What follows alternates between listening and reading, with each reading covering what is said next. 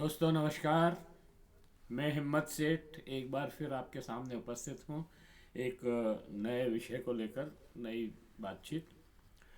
दोस्तों आज हम बात करेंगे सुप्रीम कोर्ट की, और सुप्रीम कोर्ट में भी सीजेआई सूर्यकांत की और उनकी रोहिंग्या के ऊपर टिप्पणी की, और उस पर बहुत सारे न्यायाधीशों ने और दूसरे लोगों ने मिलकर के एक पत्र लिखा है, खुला पत्र, जो सूर्यकांत जी को।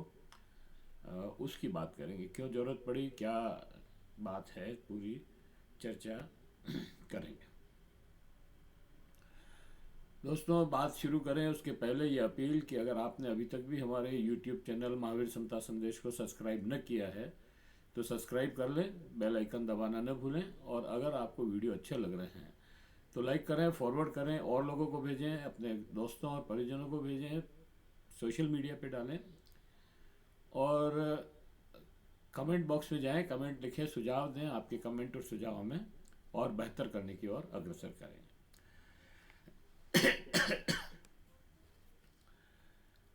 दोस्तों भारत का संविधान कहता है कि न्याय, स्वतंत्रता, समानता, माननीय गरिमा हर इंसान का अधिकार है।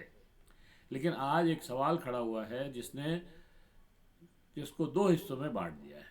क्या भारत किसी शरणार्थी को मानवाधिकार मिलना चाहिए? ये तो एक प्रश्न है कि क्या किसी शरणार्थी को भारत में मानवाधिकार मिलने चाहिए।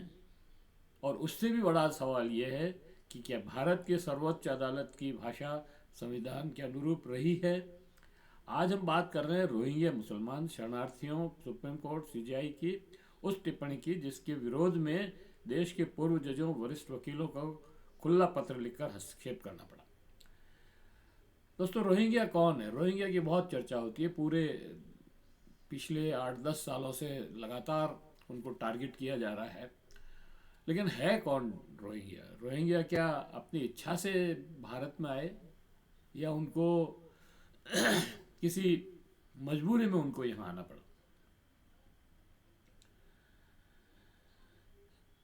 म्यांमार की सेना पर रोहिंग्या मुसलमान समुदाय के नरसंहार के आरोप हैं। मतलब रोहिंग्या मुसलमान को म्यांमार की सेना जन संहार कर रही थी, इसलिए वो वहाँ से भागे। हजारों लोग मारे गए, लाखों लोग अपना घर छोड़ करने पर मजबूर हुए, और जनसंहार को यूएन ने ethnic classes cleaning clinching ethnic clinching बताया। कई म्यांमार से भागकर भारत आए, वे अपराधी नहीं है, नरसिंहार से भागकर जान बचाने वाले शरणार्थी हैं। सीजेआई की टिप्पणी। सुप्रीम कोर्ट में सुनवाई के दौरान सीजेआई ने कहा, अगर ये लोग अवैध तरीके से आए हैं तो क्या हम इनके लिए लाल कालीन बिछाएं? और आगे कहा, हमारे अपने नागरिक गरीबी में जी रहे हैं, पहले हम उन पर ध्यान दें, हो या अवैध घुसपैठियों पर। ये शब्द यहीं से विवाद शुरू हुआ दोस्तों, क्योंकि ये हमारे संविधान के विरुद्ध है। विवाद क्यों हुआ? क्योंकि ये भाषा राजनीतिक विमर्श से मिलती जुलती है, संवैधानिक भाषा नहीं है। संविधान क्या कहता है? अनुच्छेद 21 जीवन और गरिमा का अधिकार भारत के नागरिक ही नहीं, भारत में मौजूद हर व्यक्ति को, यानी कि मानव अधिकार राष्ट्रीयता से ऊपर होते हैं। इसलिए अदालत से अपेक्षा यही थी कि वह कहे कि कानून के अनुसार जांच, मानवीय सुरक्षा सुनिश्चित, गरिमा का संरक्षण। लेकिन टिप्पणी में संदेश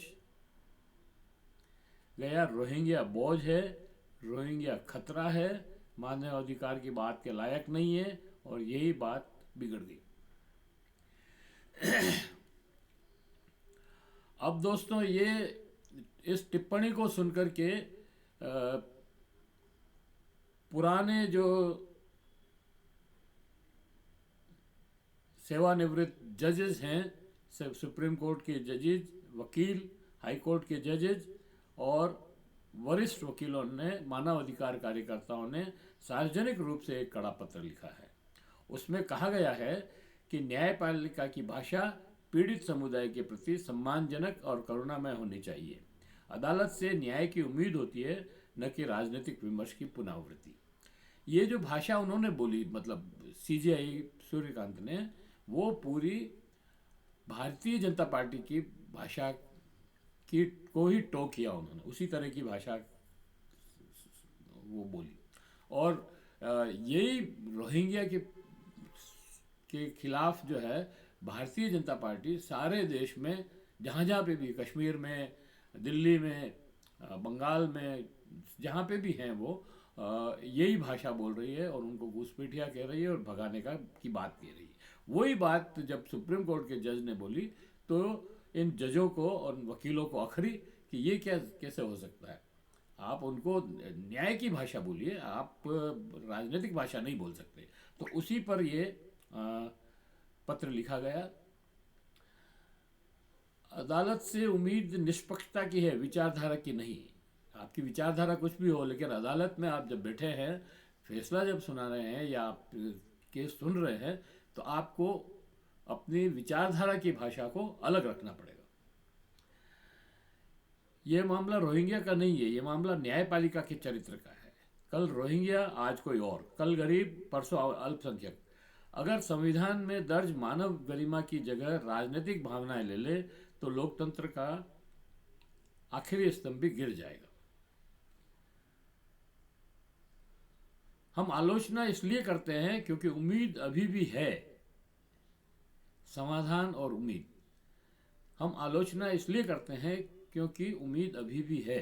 न्यायपालिका से हमारी अपेक्षा है, व्यक्तिगत विचार से ऊपर संविधान है, मानव अधिकार सर्वप्रथम, धर्म और नागरिकता के भेद से परे। अदालत की भाषा समाज को दिशा दे, न कि समाज की नफरत अदालत की भाषा बन जाए। यही लोकतंत्र है, यही भारत है। शरण देने का निर्णय सरकार का विषय है, लेकिन गरिमा देने का कर्तव्य संविधान का है।